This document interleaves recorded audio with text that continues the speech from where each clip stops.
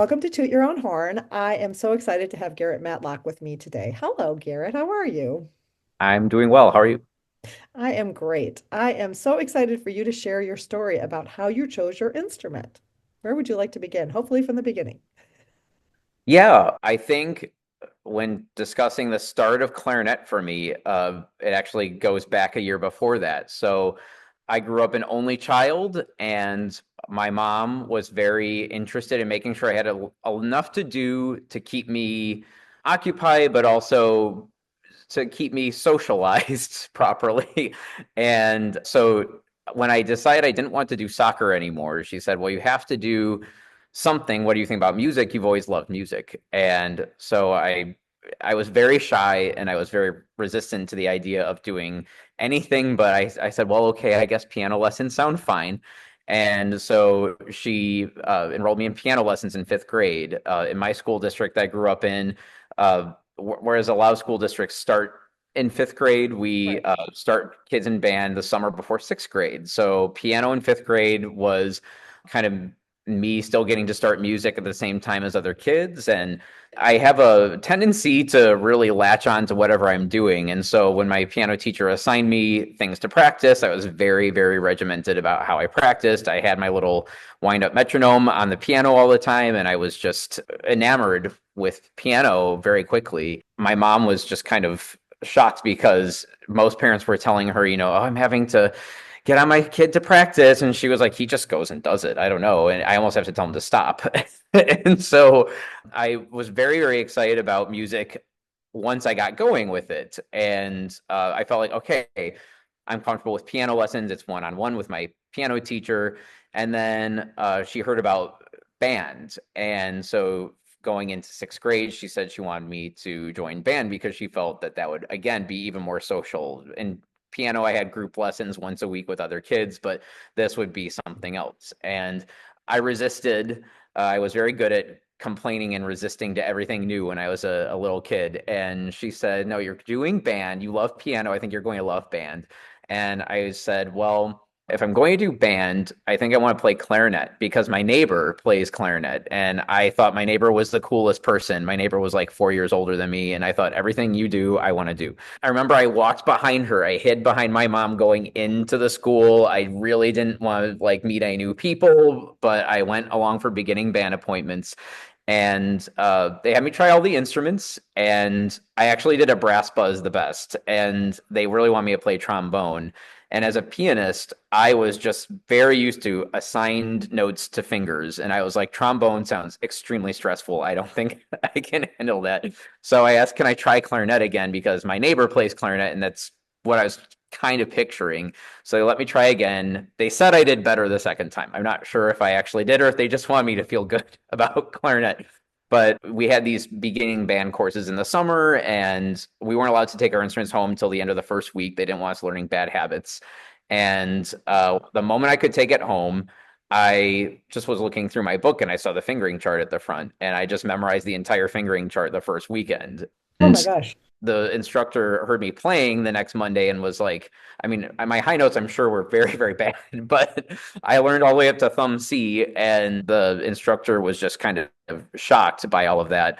And I started to realize, oh, I guess I thought everyone was doing that the whole weekend. I didn't realize that I was the only one that did that. And so clarinet was just starting to become a thing for me. As much as I resisted it at first and I was shy and afraid of new things, it became a source of a lot of pride for me. And my junior high band director, Rachel Maxwell, who is still at my junior high, Trauber Junior High, she really instilled in me a higher level of confidence. And all of a sudden, I saw band as an opportunity for me to really build self confidence and see that if I put in the work, good things could happen. And she and a woodwind instructor we had, who was the high school band director, Margine Pappas, they both kind of ran beginning bands, and Margine was our woodwind specialist, and she was a clarinetist. So I felt really lucky to have a clarinet player teaching woodwind classes. We were told we had a special band program, but I didn't really realize it till later on down the road. But they really just elevated my level tremendously. And after the first semester in a parent teacher conference, Mrs. Maxwell told my mom, he's doing really, really well. I would really suggest private lessons for him. They're great for everybody, but especially someone like him who's just curious. This would just be fantastic. And so my mom said, okay, well, now we're going to do clarinet lessons on top of piano lessons. And I was like, do they have to be the same night of the week? And I remember in my first lesson, I kind of went in feeling like, well, I feel like I'm doing pretty well. So I don't know what this is. What is this all about? And my teacher was like, where are you tonguing? And I said, well, on the roof of my mouth. And she said, okay, we tongue on the reed. And I was like, oh, I guess, in fourth and fifth grade, we had recorders and we tongued on the roof of the mouth. And I just figured this is like a big recorder. So I've just been tonguing on the roof of my mouth this whole time. And so it was like there's this long saga I tell my students about all the time about how it took me forever to tongue properly because first I got the tongue on the reed, but I was hitting the edge of the reed and then my tongue would bleed and that was not really great. And then I had to learn how to tongue lower and then lighter and everything. Private lessons saw me take off even more. Yeah, for And sure. yeah, and again, my junior high band director and a really standout student teacher that she had, Susan Kellerman, really suggested that I audition for the IMEA festival in seventh grade, my second year. I didn't know anything about it, and I just practiced, and I only had the music for like a month. And I went and auditioned, and I got first chair in the district band at the start of my second year of clarinet, and I was like, oh, I mean, I knew I was doing well, but I was just surprised by that. Went through a variety of private teachers as my skill level was improving and different teachers were suggested to me. Also very fortunate that, again, both from being in the program I was in and happening to be there at the right time, guy who was 2 years older than me, who was a brilliant clarinet player. I just thought the world of him because I heard this guy playing in eighth grade. He was playing the band arrangement of the Marriage of Figaro overture Oh, wow. and just blazing. And then I found out when he was in high school, he was like ranked number one in his class. And so I was like, wow, he's an academic leader for me too, in addition to a musical leader. And I wanted to be just like him. I just kind of followed his footsteps the best I possibly could. And at the time, we didn't have really serious private teachers out where I lived. And so I started taking lessons from him. And I thought, well, this is a little weird for me to be taking lessons from my idol who's just 2 years older than me, but feel like I'm in great hands with him. And he studied with Julie DeRoche in Chicago. And so I felt like I'm kind of getting her teaching secondhand. And so that's fantastic, I think. And he helped me continue hunger quest with clarinet. And eventually he had to go off to college. And I felt kind of lost because that was the start of my junior year. He was graduating. All of a sudden, I was the principal player in band. And I felt, how am I going to live up to this guy? I mean, he won the Union League Concerto competition. He was co-principal clarinet of the top orchestra at CYSO. He was just so accomplished. Right. Um, and we had some lessons when he'd be home on break, but it wasn't enough. And I think he knew that, but he also knew that I was just kind of at a loss. Like I didn't really know what else to do. And no one around us knew who else to suggest for lessons. So I joined a youth orchestra my junior year of high school, and I was around these two particularly fantastic clarinet players from Wheaton Warrenville South High School. And one of them said, I take lessons from Susan Warner. Mhm. And if you don't know who she is, you should. She's just fantastic. And, it only takes a couple students at a time. She tries to leave plenty of time for her family. But when I graduate, I'm going to suggest to her that you would be someone that I think would be worth her taking on if you're open to that. And she lives in Oak Park, but it's worth the drive. Right. And so I said, okay, if you sound the way you sound, I will gladly take from, the person you suggest. Right. So I started lessons with Susan going into the summer, going into my senior year of high school. And it was very clear very quickly that this was something really special for me. She and I just got along so well. And I was someone who learned to be vicious with myself and the Mhm. expectations I had for myself with everything I did in life. And she was so good at being encouraging while still keeping the bar high. And that was exactly what someone like me needed, especially at that age. And I just remember our lessons had to be kind of a different day almost every week because of her schedule and my Right. schedule. And we were both okay with it. And I just looked forward to it more than anything every week. And I started feeling like all of a sudden, I had always been known to be an expressive player and I had a strong emotional connection to music ever since I can remember. But it felt like the emotive nature of music just took on new meaning for me when I started lessons with Susan, especially. I remember when I started lessons with her, that was the year I got principal clarinet at the high school ILMEA festival.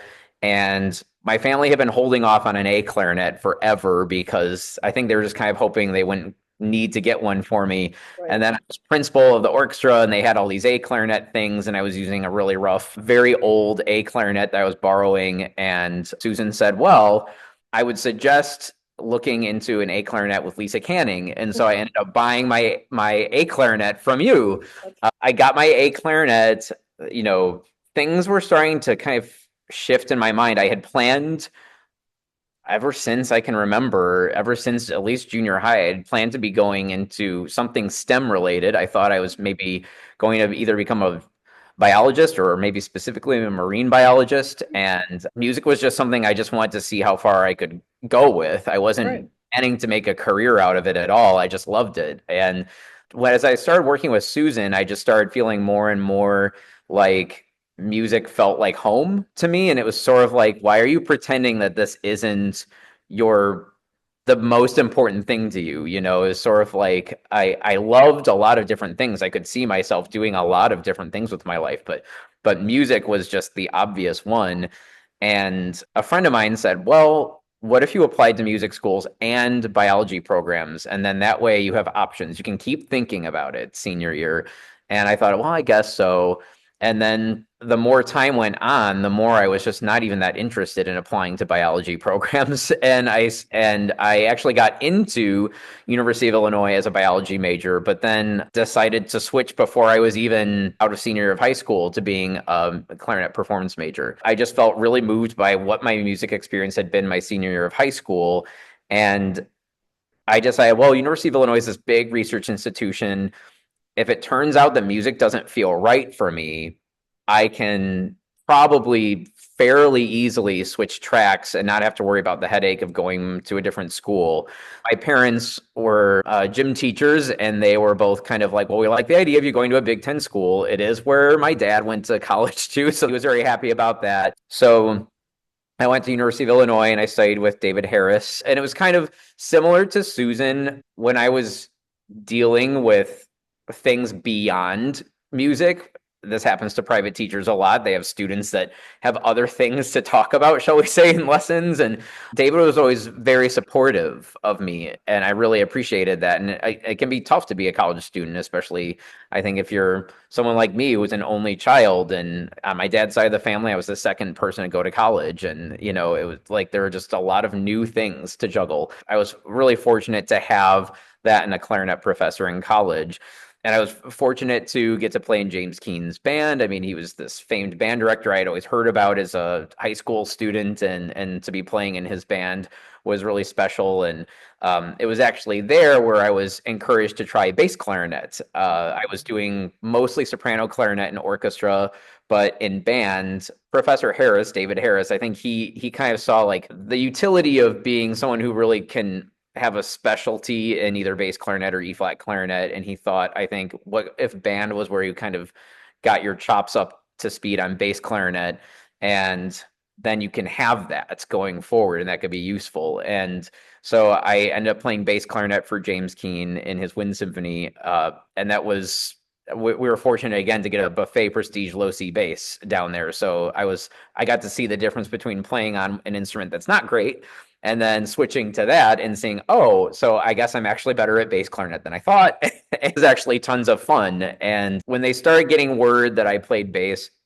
and they wanted to use me on like a Mahler symphony or something, I wasn't crying about it. I was very happy to get to play challenging things on bass clarinet. And that was just a great part of that part of my journey, I think, because I never thought I was going to be playing bass clarinet at all in college. I thought that would never be a thing. And it ended up becoming something I was really excited about.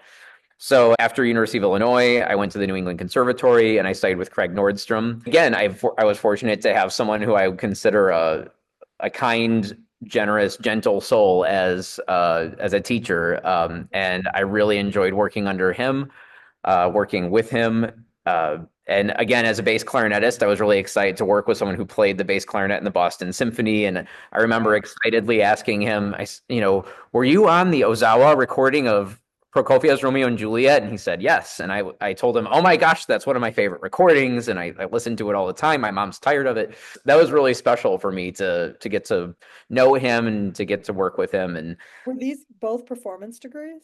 yes, every time I think of the city of Boston, I think of Craig and how much I love those lessons. After I came back from Boston, I was like many musicians, I've seen this in some of your interviews. I was kind of unsure, what am I doing now? What's the next step? My parents weren't from music, so this was all foreign to them. And at first, I just knew I needed to get a job. And I knew that if I had to just get a job where I knew I could just get one pretty quickly and hopefully enjoy it to some extent, and it had to be something like a retail job. I had always had my eye on the old bookstore chain, Borders Books and Music. And so I got a job at Borders, and actually my hero from childhood had worked there back in the day when he was a college student. So I thought, well, if he worked there, then why not?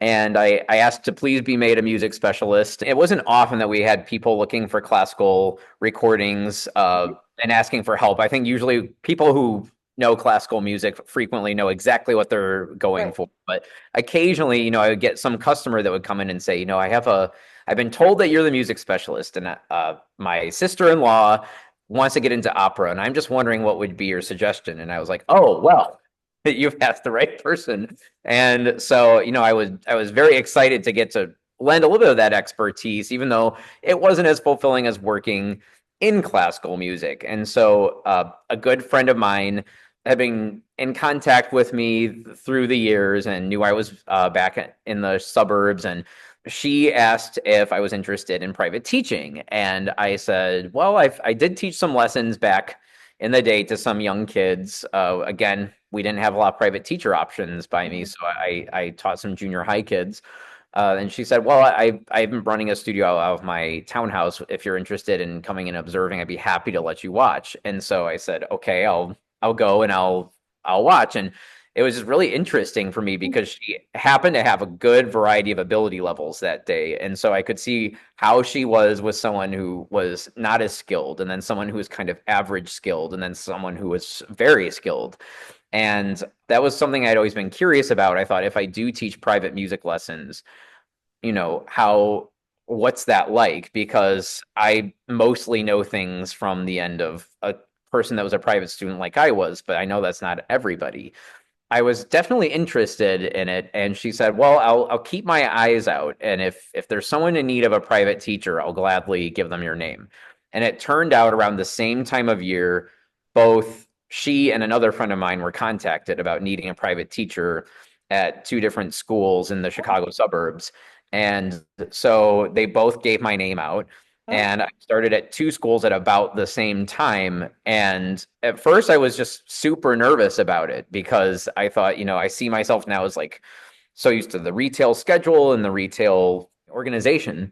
And it's been a while since I've taught lessons. How is this going to be? And I telling myself all during college that my goal was I want to play in a professional orchestra and I want to teach some students, but mostly perform. yeah. And I was surprised by how fulfilled I was by teaching private lessons. I did take a professional orchestra audition, Mhm. and that was really useful to go through all of that. But I started to realize for my specific needs, going on the orchestra audition circuit, I just wasn't so sure that that was something I felt like I could work. I didn't think that was something that could fit into my life. I was thinking, well, we'll see if there's some audition coming up down the road that I really want to take that really changes my mind on this, but I'm really liking this teaching thing. And so I kind of put a little bit more energy into teaching. And for a while, I was maintaining a modest studio size.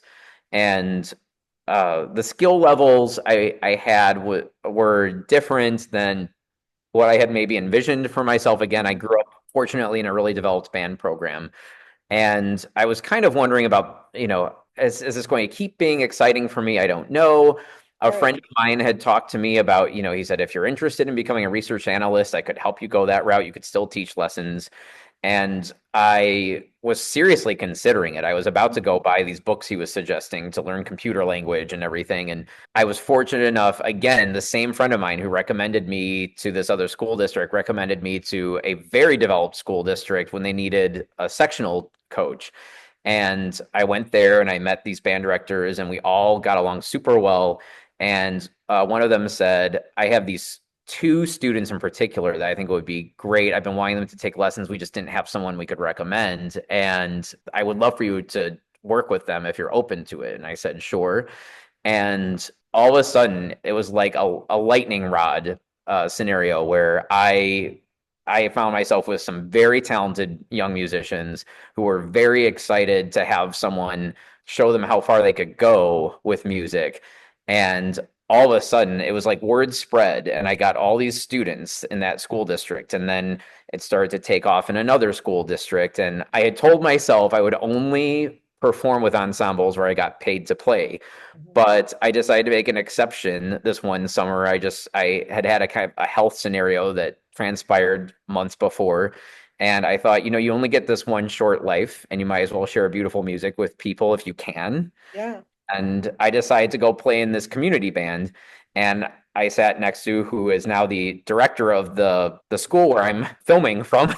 He said, I've been looking for a clarinet teacher. Or would you be interested in teaching at my school? And I said, yes, having no idea that they had 5 bands there. Oh And my gosh. there would be a lot of potential students. So then that took off, and I had all these strong players in a school with a lot of players. And I started going, oh my gosh, I think I can do this full time. And so all of a sudden, right when I was about to possibly make something else my full-time job, I found myself deciding I'm going to take this chance on private lessons. And I was just extremely fortunate to just, again, kind of be in the right place at the right time, meeting the right people. And it was a joy to work with kids who probably had a lot of anxiety about bands because they felt like they weren't playing well enough. And I was able to help them feel confident and Yep. comfortable. And I had a few kids who really wanted to push and see how high they could climb. And I guess the rest is really history. What do you attribute your good judgment to? You just made really good decisions, it seems. I talked earlier about being an only child. Mhm. And I think so having all that time alone with my thoughts, especially at a time when we didn't have all the distractions that technology has given us these days, I just really examined things a lot and considered a lot of different perspectives. And I think I was fortunate also to have a lot of great guidance from both, adult figures that were in my family and from the private teachers I had and other musicians I met. I think maybe that helped a little bit. I would try to think, well, what would so and so do? There are some particular people in my life where whenever I'm faced with a dilemma, I think, what would this person do? And I feel like because I know that person well enough, I know the answer. And then I think I'm going to follow what I think they would do. And it seems to, whenever I do that, it seems to be the right choice. It also seems like the teaching really was the glue for you that kept you in music, which so many people pursue, they want the orchestra job and you let that go pretty easily, which is really impressive in terms of for your age, like kind of where you were at, because so many people think that's the end all be all. Yes. And I remember seeing on social media, uh, there was some discussion over a decade ago, probably at this point. There was a post that had been made or a story that had been written about how, as a classical music community, it would be great if we could uh, be really conscientious about how we discuss people modifying their paths. In music school, especially when we're young, we maybe don't really know that much. It's easy to think if you're not in a professional orchestra by whatever age, then that means something awful about you or whatnot. And it's we can judge ourselves that way, we can judge others that way.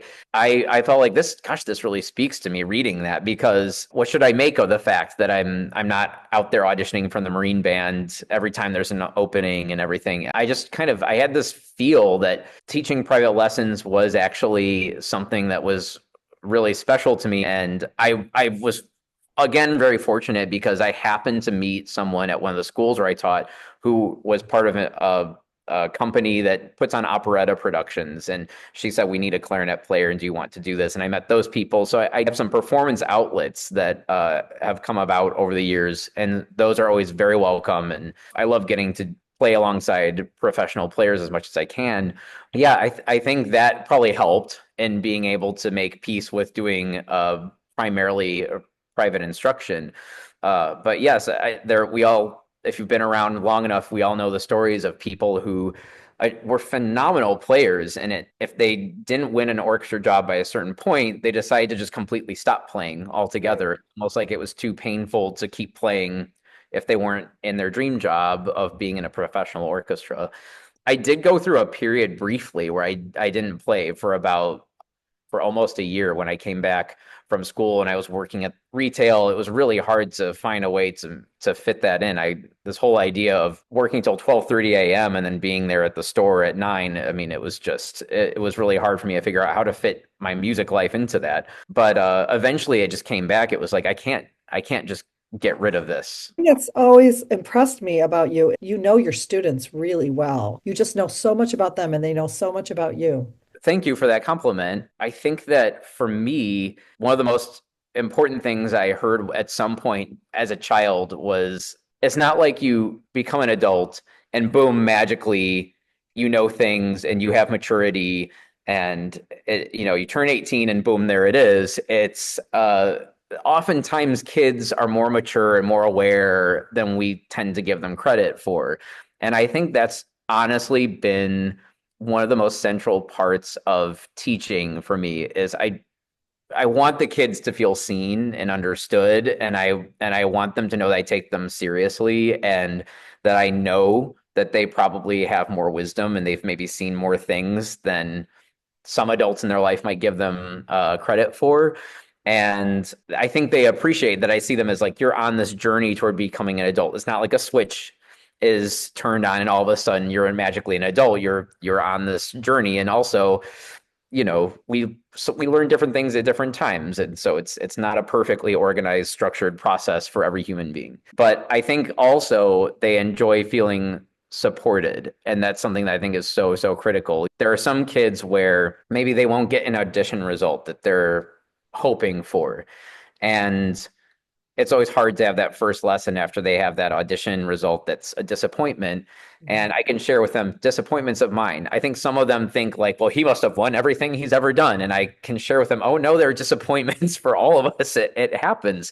But also I can tell them how proud I am for how much they've improved. And, at the different schools where I give lessons, the competition level can change Mhm. from year to year among the clarinets. And so sometimes you keep getting better, but the other people are just so strong. It's really hard to move up. And so I think those kids need to know when they're still sounding successful. And I'll tell them, listen, compared to the typical high school student, you're doing so well. And I just think it's really important to do that. And that was something that I think I got attuned to in college, sitting in studio classes. I really thought, sometimes I could get a sense for if the performer up playing for all of us felt a little bit diminished because it was sort of like onslaught after onslaught of like critiques came through. Right. It kind of you could kind of see the chinks in the armor, and I just kind of felt like, well, gosh, let me tell this person a list of things that I think they did really well because I think that's important to also know these things and to have that positive reinforcement. And they would look at me like, so now what are you going to tell me I did wrong? And I would just say, that's it. I just wanted you to know these things that I thought you did so well. It also feels to me like you really know how to make them feel both like they are a peer and they're also growing Yes. in front of you. And I think that holding that balance is something that is inspiring to watch in a private lesson teacher because I think it's got a long-lasting impact on your students. Yes. One of the things that I really take pride in, I've talked to you about this before, is how a community between students from other schools where I teach forms. And I think part of that is they have this kind of shared unique experience with what private lessons are, and they kind of like know about each other through me. And of course, a lot of them are connected on Instagram, so they get to know each other through that. But I think it's so special to be able to create a community of players from different schools that all know each other. And I tell them all the time to remember you're part of a global music community. You know, you're not isolated to just your school. And I like to picture them when they all hang out together at Allstate or whatever. I like to picture them sharing, you know, fun or funny stories about lessons with me. And I like the fact that there's just so much community between them. I just think that's really a special part of teaching a large number of students from a variety of schools. It's a really neat thing to get to see those friendships form and to see some of them intersect later on. Now that I'm old enough that I have some students who've like gone to separate undergrads and then they reconvene at a graduate school together and they've stayed in touch all this time. And they're not going to all be music majors. And Right. how does that feel to you that they have different levels of interest, and how do you look at that? Yeah, and that's something I talk about with them all the time too. I think some of them will just get the impression that, well, private lessons are really probably for someone who wants to go into music or for someone who wants to be an all-state or an all-district player or something. And I tell them what I would love is for most of all, I would love for you to keep playing. I know not everyone will, but I would love you to keep music in your life through playing if possible. And if not, by being someone who's been touched by music. And, you know, whether that means maybe you go to see orchestra concerts or jazz performances or you just hear a pop song and you can describe to your friend, this is why I think this is a high quality pop song because I know how to analyze music. You know, my hope is that it will both, inform the way they think about music going forward. And also that it will just affect them as people in terms of, you know, the relationships they built and the fact that playing in ensembles is basically like playing a team sport. And I want them to make those connections. And, you know, we hear this all the time that in a lot of professions, oftentimes when they see a former musician or someone who still plays applies for a job, sometimes that is a real green flag for someone who's doing hiring and they want these kinds of people in their companies. You also often get them to invest in equipment and to invest in their development, regardless of whether they're going to major or not. How do you address that? How do you approach that?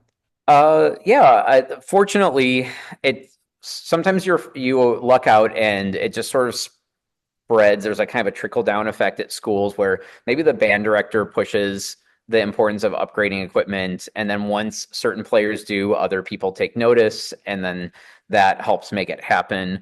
Um, and then on my end, one thing that I have become really big on is I want them to be able to tell the difference from experiencing it.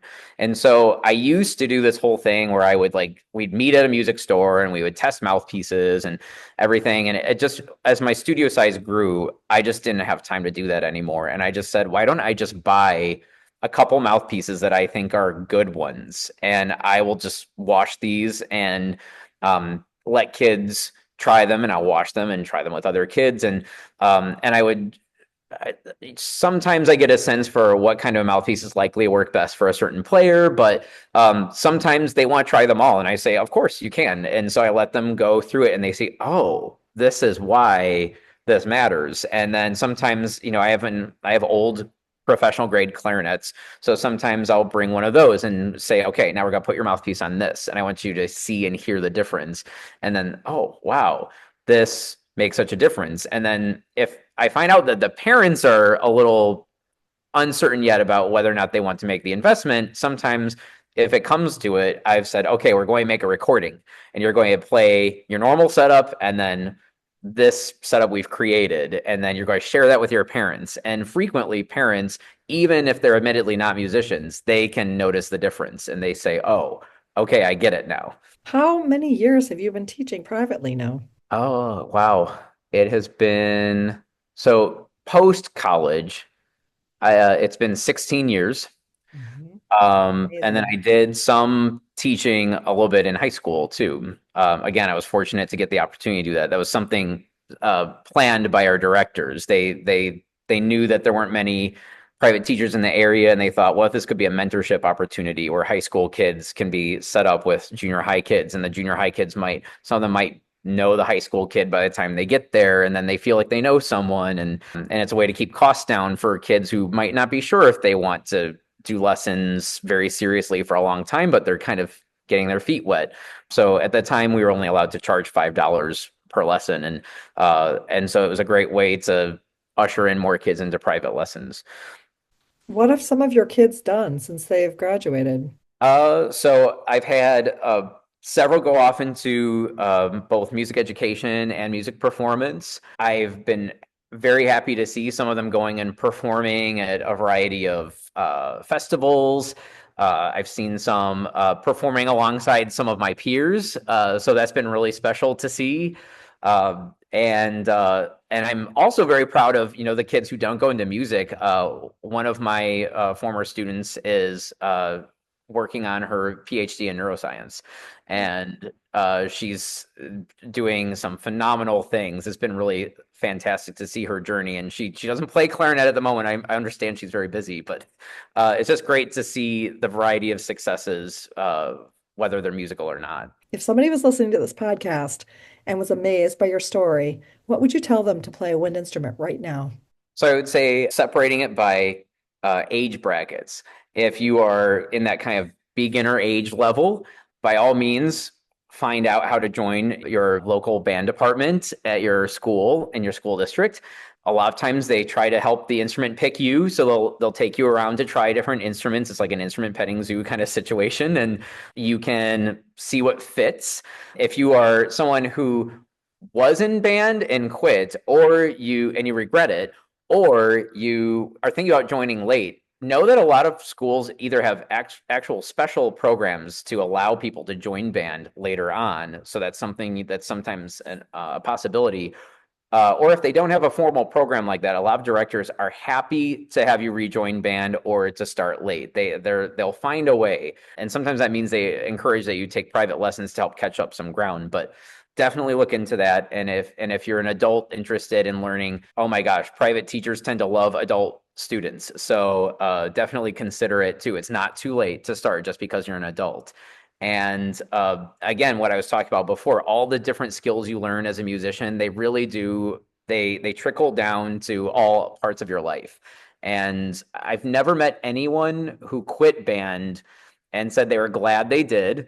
They've all said they regretted it because it was one of the best times of their life. And so I think playing a wind instrument, being a member of band programs, it's such a gift to be able to do that. And I encourage everybody to seek that out if you're at all curious.